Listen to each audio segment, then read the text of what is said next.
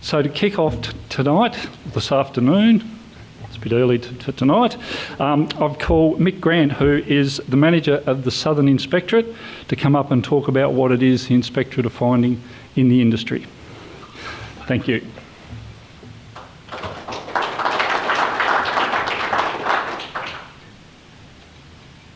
Thanks, Paul. Thanks for having me here this evening. Just wanted to give a bit of background on what the purpose of WorkSafe Tasmania and what we do in regards to the Inspectorate arm. Now, our purpose is to advance work health and safety and wellbeing in Tasmania, and we achieve that by promoting safer and healthier workplaces and practice through practical guidance and education. And this can take forms through investigation of workplace incidents, workplace inspections, auditing workplaces for compliance against the legislation, and then we can also promote prompt and effective return to work processes and guidance and education. And then we also, as another arm, we do occupational licences and permits as well. Now, the work health and safety legislation is really broad and can be at times very, very complex. However, the main objective of the Act is to provide for a balanced and nationally consistent framework for the safety of workers and workplaces. Now, within your industry, the distillery industry, it means increasing employers' and workers' awareness of the hazards involved in the manufacture, use and storage of Class 3 alcohol-based products. Now, what we've found within your industry through stakeholder engagement, communication through education, workplace inspections, is there's been a consistent approach from the TWSA and distillers within Tasmania to improve the safety practices and procedures within your industry. However, there still seems to be some gaps forming, and some of those gaps can be something as simple as a lack of written or documented procedures for the processes that you undertake. What we're finding is it's mainly verbal, and it's usually person to person because you're a small nature of the industry. And over time, those processes can either be changed and not communicated, can be eroded, or can be deleted entirely. So working with some of the distilleries that I've worked with recently, upgrading their safe work procedures or the safe operating procedures, they've been able to clearly communicate to their workers and other workers within their distillery exactly what they want, how they want and when they want it to happen, which is actually reducing the risk to those workers and to the workplace. We've also found there's different levels of experience. We've found people within the industry that are brand new and very inexperienced. We've found people that are extremely, a wealth of knowledge and experience, and we're trying to get that broadly spread across the industry, and those documented procedures will assist in that process.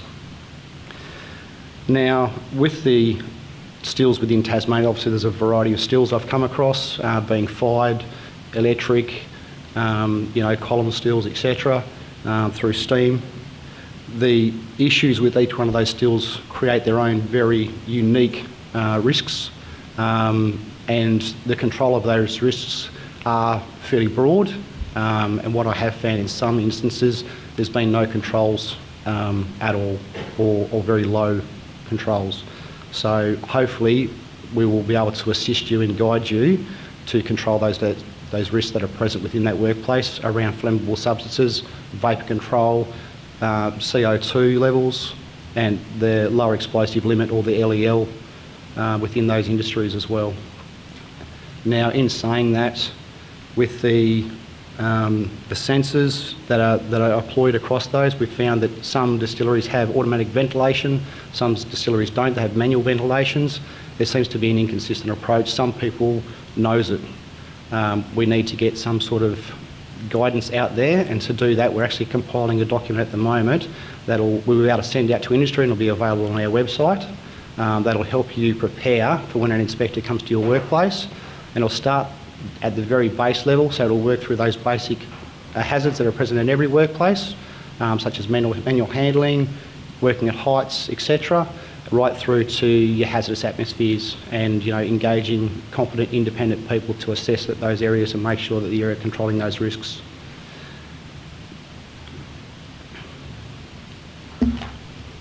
The other thing I want to touch on is the issues that we've encountered around placarding or manifest quantities within the distillery industry.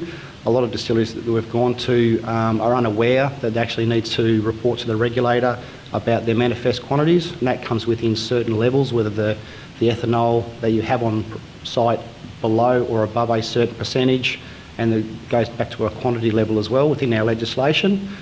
And our guidance document will assist you with determining whether you fall in or out of those requirements.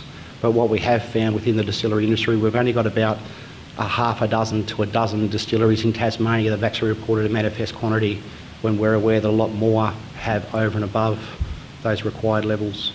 So we'll be working within the distillery industry to try and improve those records as well.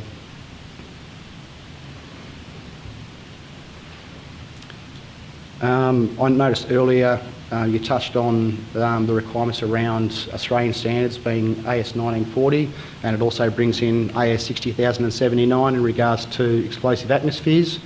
Whilst our legislation doesn't specifically name up AS 1940, our code of practice in regards to managing hazardous chemicals does, and there are certain requirements around that. And one of those is particularly bunding, which is, in the industry at the moment, some distilleries do have bunding and some distilleries don't. And it's one of those things that we want you to work towards and have a look at your bunding requirements with what you have on hand.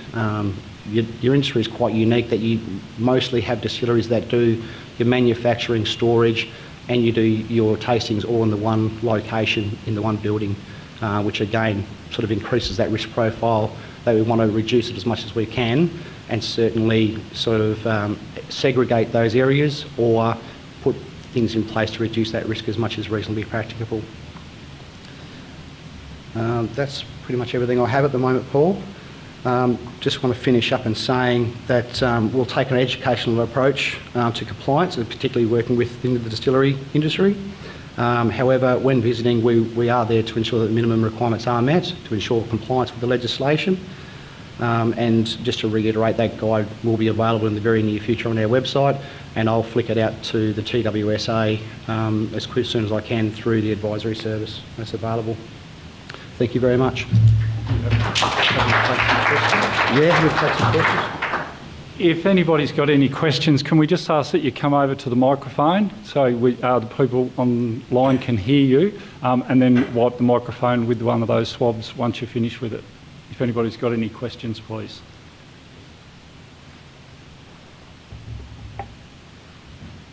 Yep.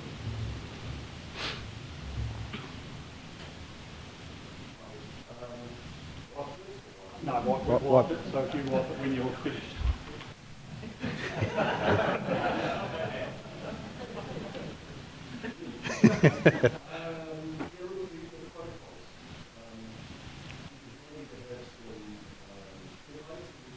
Yes.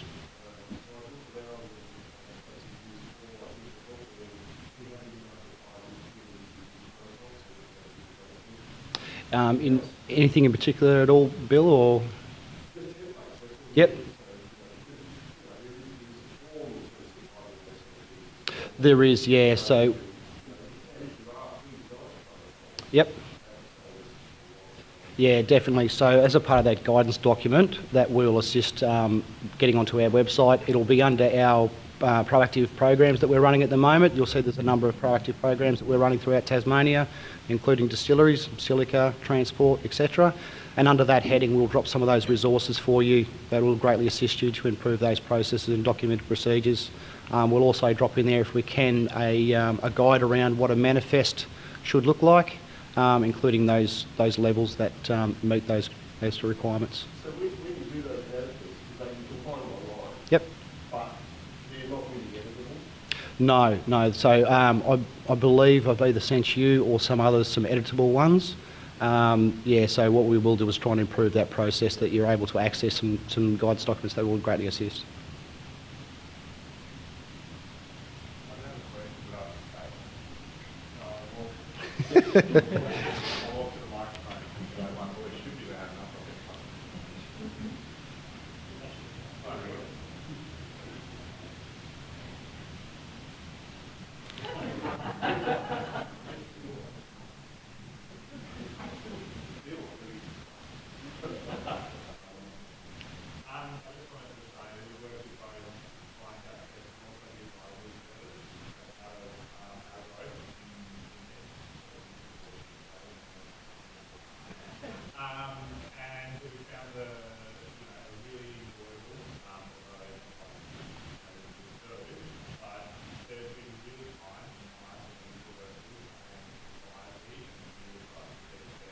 and to not freak out. And like the advisory service is there, it's free, and it was really useful. So, you know, instead of being like, fuck, we're not doing it right, sorry, shit, we're not doing it right.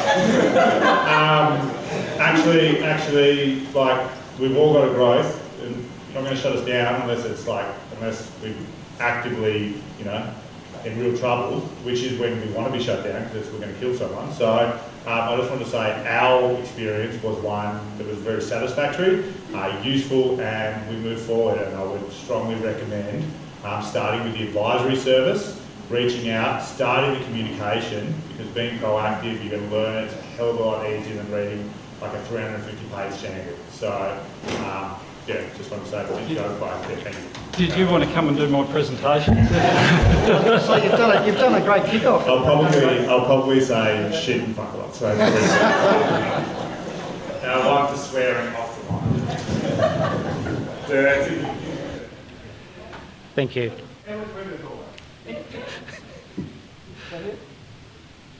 Thank you. Thank you very much.